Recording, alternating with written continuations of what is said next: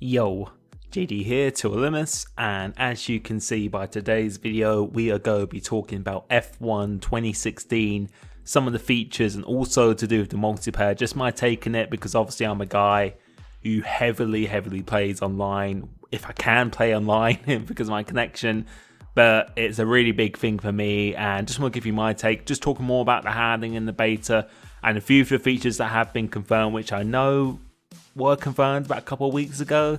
I know I'm really late to the party on this one, but I just wanted to just talk about it because you guys wanted to hear it from me. So, 22-man grid that we're going to be able to have now in these games. That's a really big thing, a really big plus. More players, the better for me. The only thing that does concern me is that I really want the connection to be stable. If it's stable and you can actually play and race people, then that's going to be absolutely insane. And for league races, again, that's going to be really good to watch. Maybe possibly having about 16 drivers, about 3 to 4 streamers. I feel that would be so good to watch. So the more people, the better. In sprint mode, having 22 people in a sprint mode. God, I can't even imagine what that's going to be like. But that is awesome to hear. I didn't even know about that when I actually played the game back in the beta. Or when I actually, well, not beta, but when I actually went there in March. So that is a really cool thing. But something I did know when I actually did play it in March is the formation lap, and that is a really good experience. I know that's something I feel that should have been in earlier games. I think this is something that has been way overdue, but finally we actually have it in an F1 game. And with my experience of it, I felt it worked pretty well.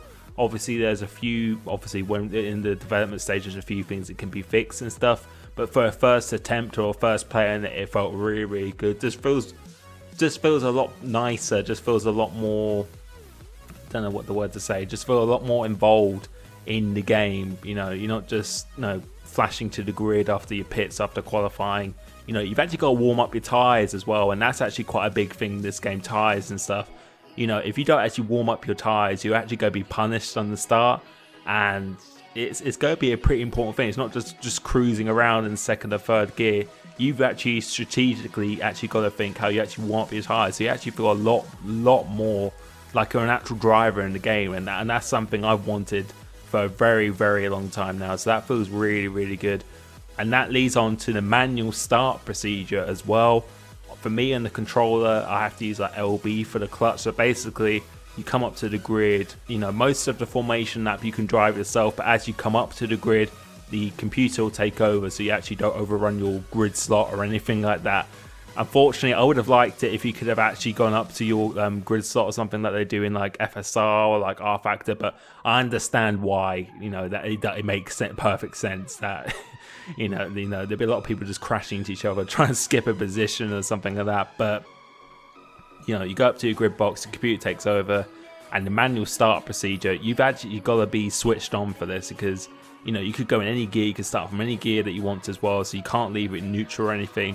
You select it into first gear, and for me, being a controller, LB would be my clutch, what I would use. So you have to hold that down, go in first gear, whilst trying to manage the throttle on about 75% or something like that, and then when the lights go out, you release the clutch, and then you go through the gears. And having to do that simultaneously at the same time was quite challenging. I found it pretty challenging, and you can really get different starts depending how quick you react to the lights or everything as well. It's a massive challenge, and for league racing and stuff as well, that could gain you, that could win or lose you the race sometimes. If you get held up behind cars, you get done by 2 or 3 cars into turn 1, or if you get a really good start and then everyone else is just like failing behind, that's an absolutely huge thing, and that's going to be really fun to watch. So for league racing, for me personally, that is something I've wanted for a long time now. So the more you grind the game, the more practice you put into it, it's not going to be as much as pick up and play anymore. No, there's still an element of the arcade of the game. It's never going to be a full sim, which I don't have a problem with, but I really am admiring Codemasters for actually putting more towards the sim. So it's giving you the opportunity to make your own luck in a sense, and avoids the host start procedure as well, because in previous games, the host normally always got like a literally half a car length better start than everyone else. If you watch 2013 or 2014, those league races, you know, it was pretty stupid and it was pretty unfair, I thought as well. So this kind of eliminates that quite a big degree of that anyway, so that's really cool. Next thing is the manual pits, or not manual pits, the manual pit entry, going into the pits. You can't actually do what you do in F1 2006.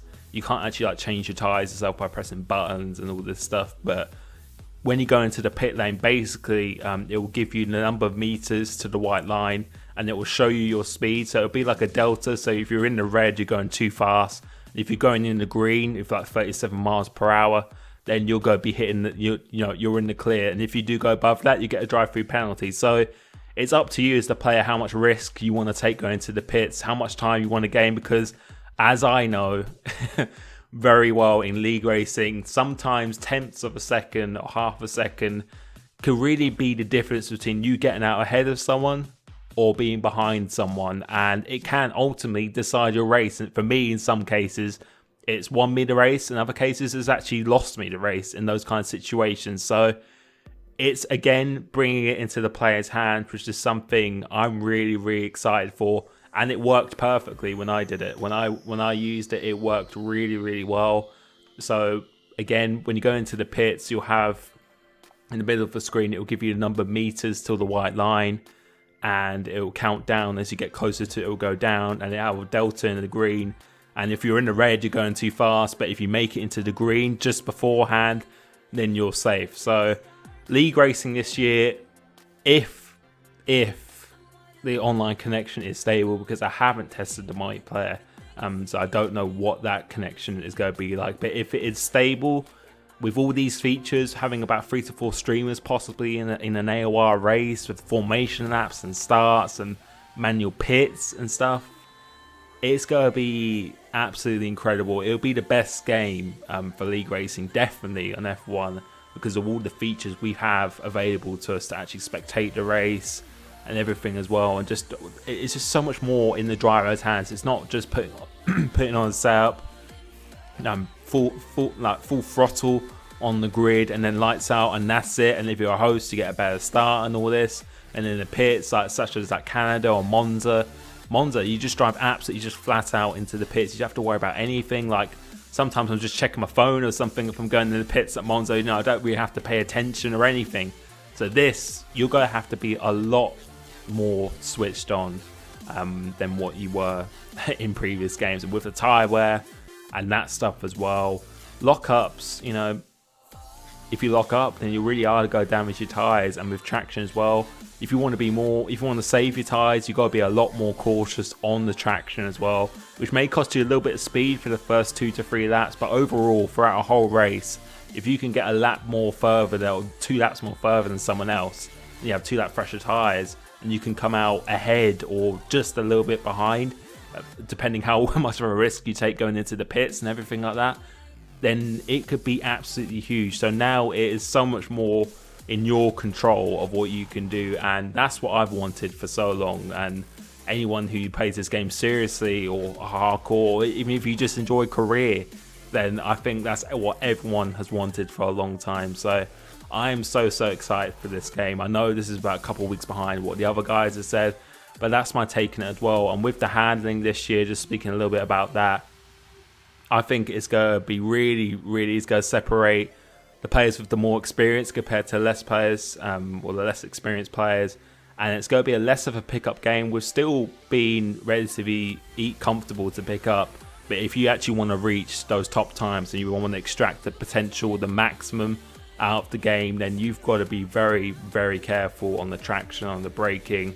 And it's not even that, it's just managing your car, which I think is going to be the biggest thing in a race. So you can have the speed, but if you can't manage the car, if you can't manage the tyres, if you can't manage the fuel or anything like that, and you lock up too much or anything like that, and the wet weather, something should be for a completely different video, because that is probably the biggest change I've seen this year. The wet weather is on a different level to other games. It is a completely different level. You've got to really be switched on to use that. But this year, you've really got to know your car and your driving style inside out, because if you don't, you're going to get punished.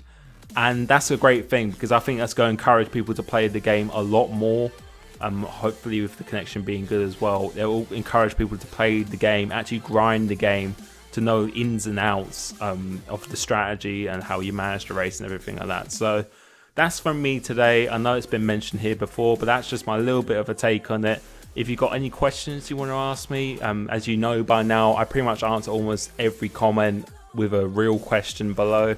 So ask me anything you like. Obviously, there'll be some things I can't answer because of the MPA or NDA or anything like that. There's some things I can't answer. But if I can answer it, I'll answer it the best I can.